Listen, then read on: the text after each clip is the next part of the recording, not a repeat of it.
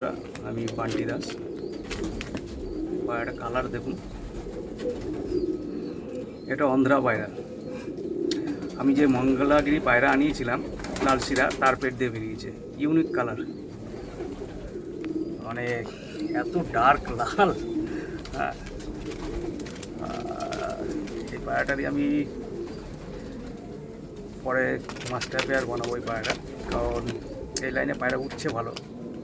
আর লাল পায়রা আমার বাড়িতে নেই, ওই একটা পায়রা পেয়েছি মঙ্গলাগিরি অন্ধ্রার বাড়ির বাচ্চা, যেটা আমি ডাইরেক্ট আনিয়েছিলাম ধাড়ি। সেই ভিডিও আমি করেছিলাম ধাড়ি পায়রা আনিয়েছি। এখানে বাবা তার বাচ্চা কেমন লাগলো কালার বন্ধুরা।